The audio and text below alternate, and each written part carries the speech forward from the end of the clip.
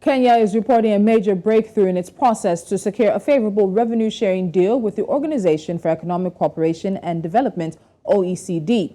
Now, if completed, the deal will see Kenya receive revenue from the world's largest global firms as part of a global minimum tax rate on multinationals, which comes into effect January 1st, 2024.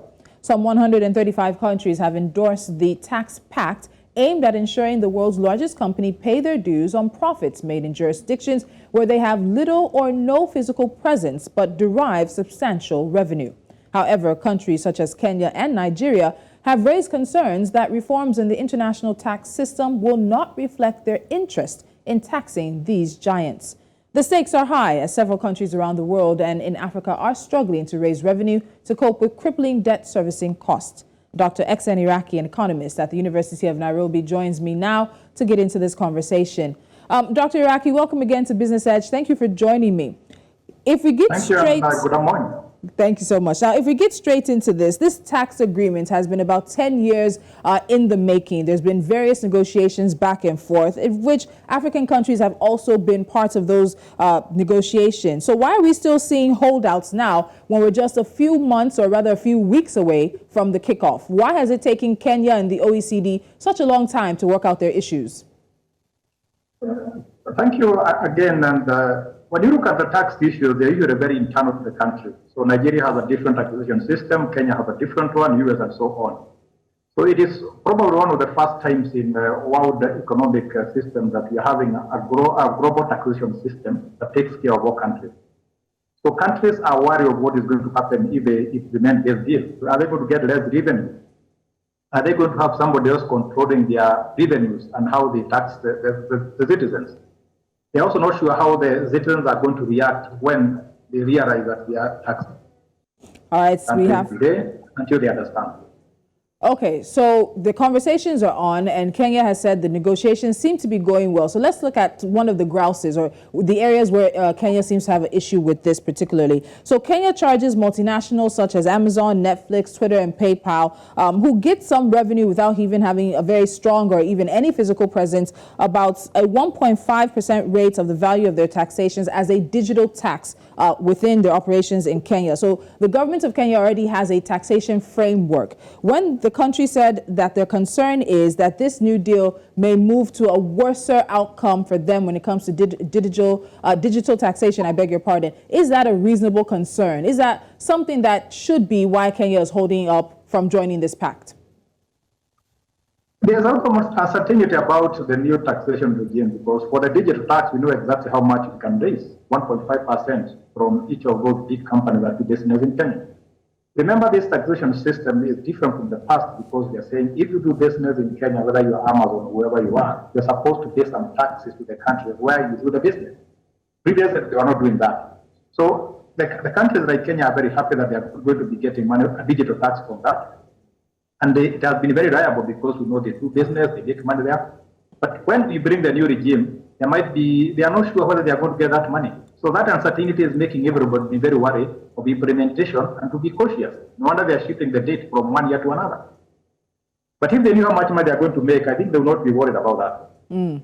So it's a question of transparency about this, because there's also this one of the pillars which Kenya has expressed concern about, and that's the part around the taxing rights of some over $125 billion of multinational profits that will be available for relocation and rather reallocation every year. So there's a conversation around how much the host countries of these multinationals get, how much the countries in which they also operate in get. When we come to this conversation, is there a way for this to be fair, particularly for African countries who may not necessarily host these countries, but a large part of our citizens are making transactions, they're making money. So are we talking about a transparency issue in this?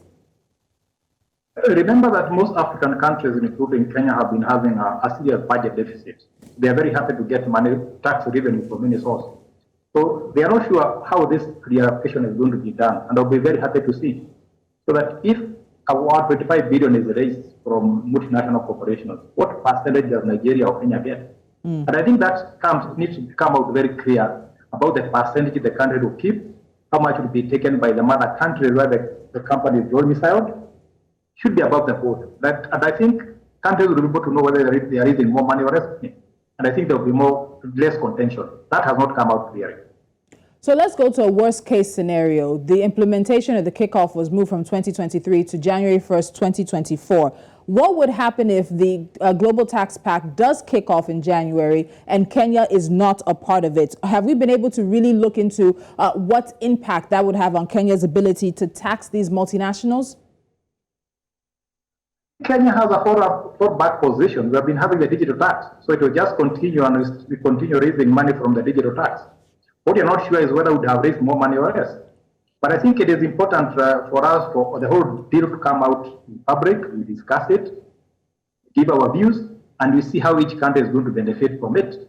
At the end of the day, we all want tax revenues. And I think it's a good deal because if a country makes money from another country, it is fair some of the revenues left there. Because we don't make money from streets, we make money from people, and they should benefit from the tax revenues. Dr. Iraki, my final question. Let's be honest. The pressure is on. The top global economies have signed up. All the group of 20 major economies, including China and India, 135 countries have signed up. On the continent, it has been Kenya and Nigeria that were the main holdouts. We spoke to one of the OECD representatives earlier in this year. Do you really think Kenya or even Nigeria has much of a choice come January 1st? Can they really hold themselves separate, or will they fall in line and get on the bandwagon?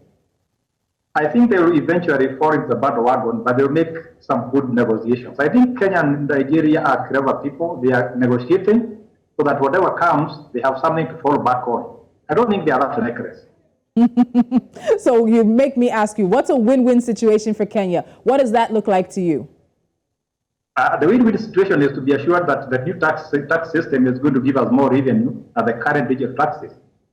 Because we might be told to drop the digital tax and come up with a new taxation system and make less money. And I think that is the issue with Nigeria, that's the issue with Kenya, that's the issue with other countries. We want more tax revenues, and we want to be assured that it will be there. All right, and we look to see in the next, I think now we should say about 6 weeks, to see if the OECD can pull it all together. Dr. Iraki, thank you for joining me. Thank you, and have a good afternoon.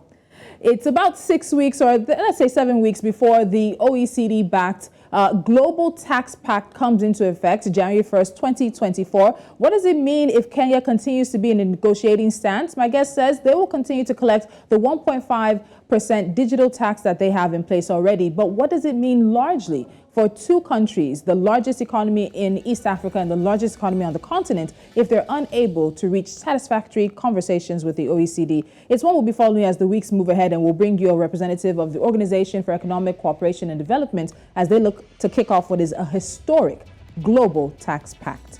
You're watching Business Edge. When we come back, over 180,000 investors have liquidated their crypto assets. Are we in a crypto Armageddon? The conversation after this.